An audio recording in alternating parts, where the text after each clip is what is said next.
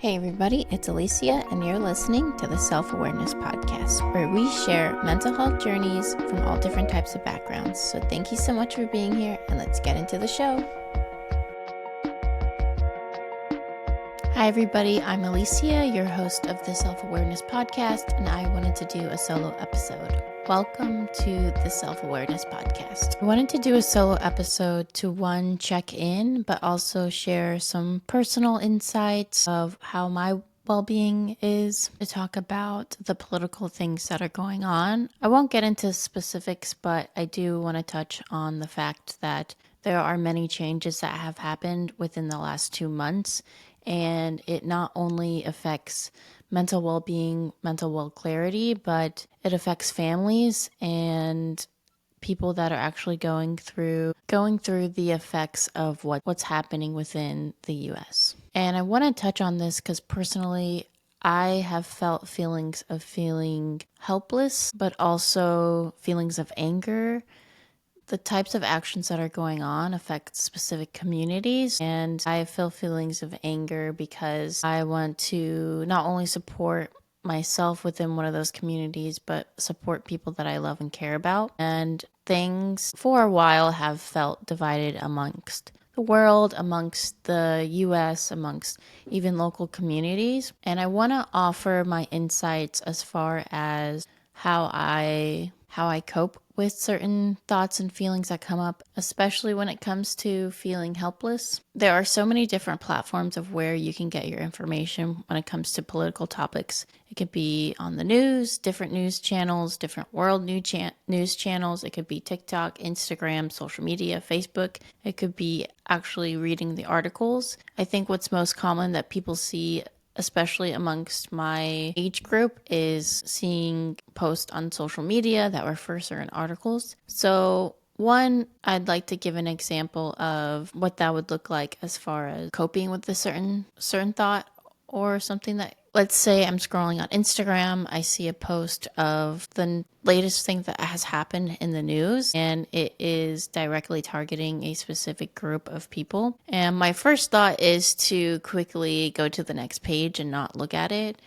But my next thought is, okay, since I already saw it, I have feelings of feeling anxious, of feeling worried, of feeling helpless. So I go back to the post and I read it to really analyze, what did this article say? Who is it specifically affecting? And what can I do with that information? I think with a lot of posts and articles and media in general, that there's so much information that all we do is take in, and there isn't always a post of what we can actually take action on, which can really induce that feeling of feeling helpless. So my next step is to look at the post and really take in the information of, what does this information mean? Who does it affect? What does that look like for them? How can I show compassion? And this is just a list of questions that I can ask myself, where I can inform myself and also take in the information,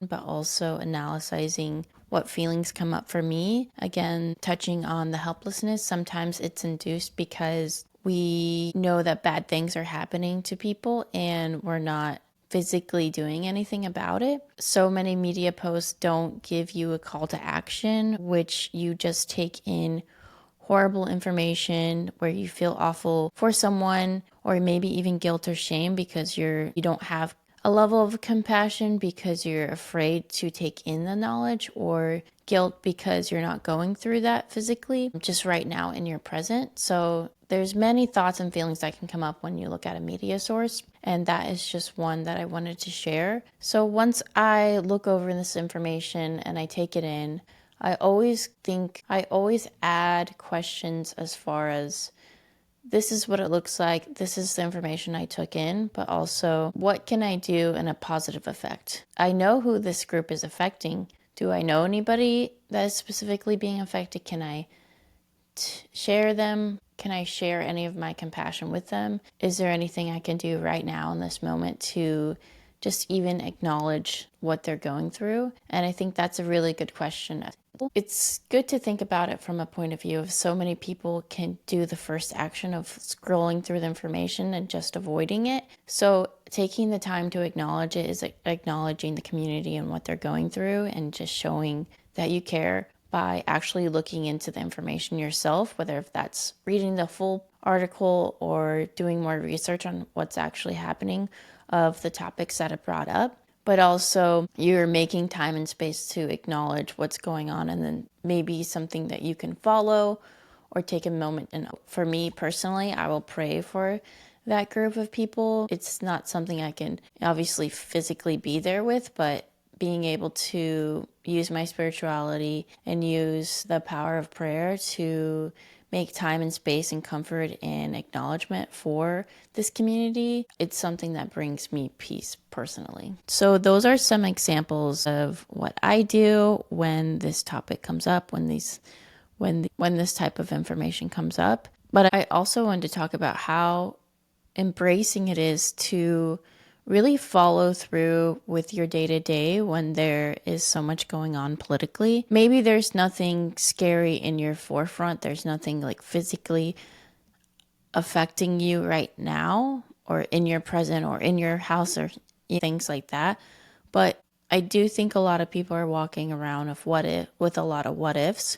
For me personally, I feel really inspired by people who are out there still taking in the knowledge and doing what they can, whether it's like taking in the knowledge, sharing the information, or going the step further in helping groups, but also doing things for yourself.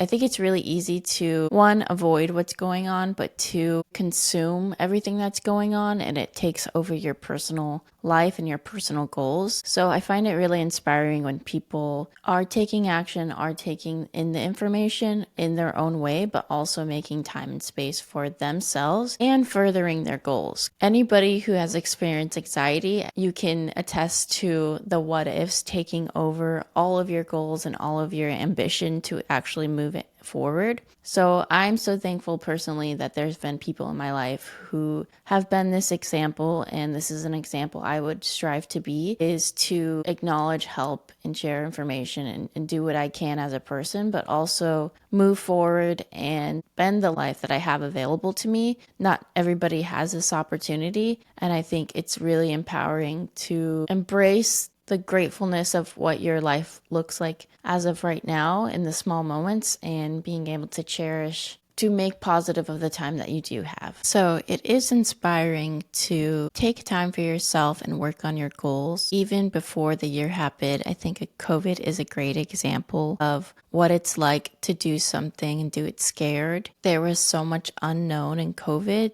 where people had the option to slow down, stop everything, or really take the time to refocus on new goals, listen to their intuition as far as like reassessing, do they want to change their job? Do they have to change their job? Do they want to try new skills? I think that's really an important awareness self-check-in in general. So for me personally, I live my life in a position of, if I were gone tomorrow, am I happy with what I was pursuing and how I was loving, and would I be satisfied with the way I was loving myself and my community today if I were gone tomorrow? And that just goes to show, like, with that combination of pursuing your goal, having compassion for others, and still doing things scared, I think that wraps up a conversation of being able to find a way that works for you to move forward when things seem uncertain. And like I always tell my guests, I will tell myself and whoever's watching,